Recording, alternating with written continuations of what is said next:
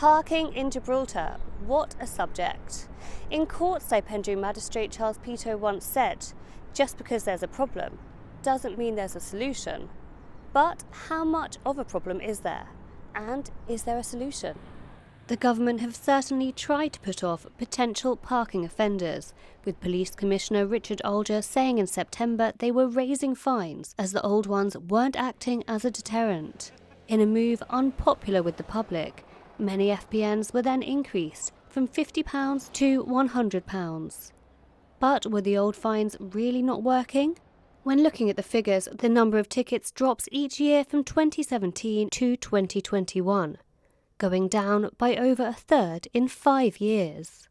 The government said that they believed people were parking more intelligently. But then the drop stops. 2022 saw an almost 80% increase in tickets, going from 15,763 FPNs in 2021 to over 28,000 the year after. So has the parking problem really got that much bigger? Are people parking less intelligently? Or is there something else going on? Of the tickets issued last year, over 19,000 of these have been paid.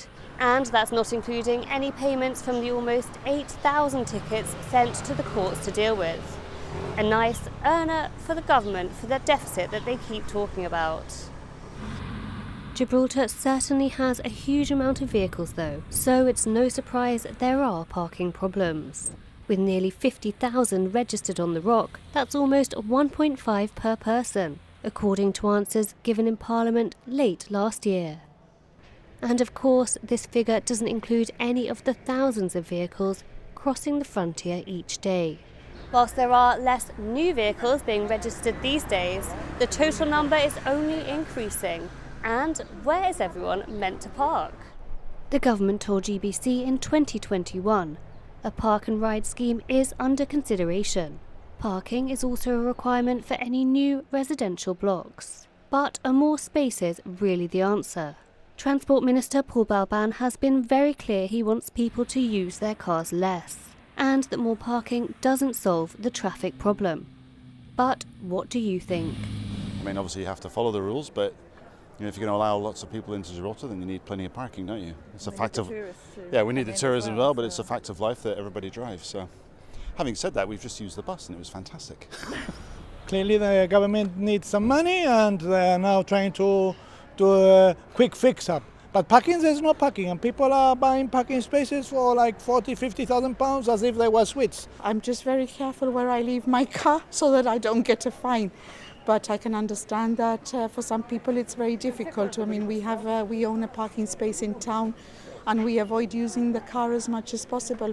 There's not an awful lot of places to park. I rarely drive in, that's why I've got the bike. I actually live in Spain, work over here. But yeah, it's quite expensive as well. And would you use a park and ride if it was available? Yes, probably would actually, yeah. In Gibraltar there's a lack of space and, in my opinion, too many cars.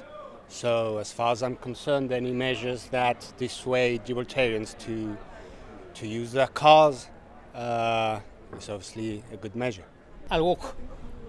That's it. I'll walk, I use my legs.